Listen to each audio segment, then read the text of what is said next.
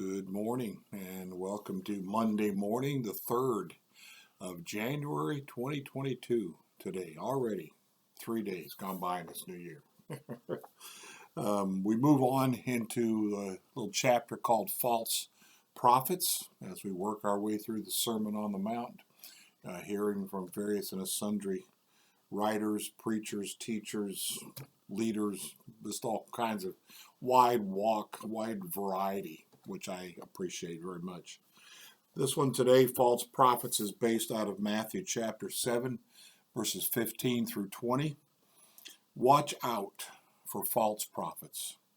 They come to you in sheep's clothing, but inwardly they are ferocious wolves. By their fruit you will recognize them. Do people pick grapes from thorn bushes or figs from thistles? Likewise, every good tree bears good fruit, but a bad tree bears bad fruit. A good tree cannot bear bad fruit, and a bad tree cannot bear good fruit. Every tree that does not bear good fruit is cut down and thrown into the fire. Thus, by their fruit, you will recognize them. We hear from Scott McKnight on this Monday morning. I would urge you to turn the text into a mirror, to let it ask you a simple question. Am I the false prophet of this text?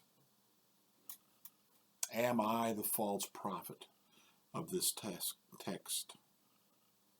Am I the person who exercises gifts well, who does things as a leader that many admire, but who is also the person who in my private life, in my home, in the quiet hours of the day, is not following what Jesus has taught in this sermon?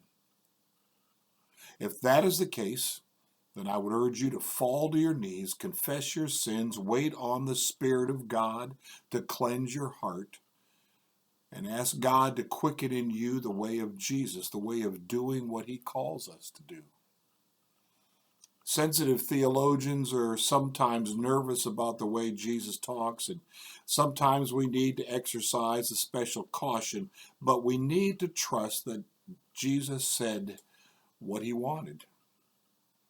No one is saved by works, of course, but everyone is judged by works, because works are the inevitable life of the one who surrenders to, trusts in, and follows Jesus.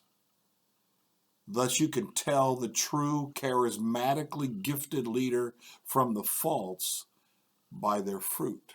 And he puts in parentheses, obedience to Jesus. This leads to a fundamental question. What kind of good works? What kind of good works? Do we show mercy to those who are in need?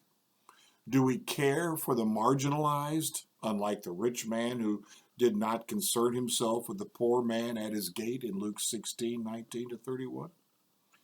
Do our neighbors think we are gracious and loving, or obstinate and judgmental? Do we nurture love and patience in our own children? Do we serve our spouse as Christ serves the church? Is our charismatic gift so important that menial tasks have to be done by others?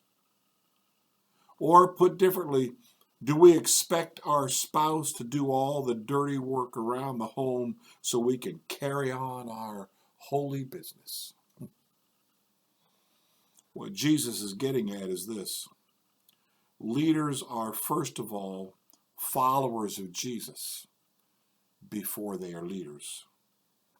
If they forget that, they will hear these words of Jesus as a searching judgment. This reading today sounds more like it's directed to me than maybe you, but I think we need to take it wider into any kind of leadership. We'll have elections for leadership in our church this coming Sunday. We need to make sure the people we ask to lead, the people we are willing to follow, are people whose lives have evidence that they are servants of the Most High God and not servants trying to put their own selves forward. It matters.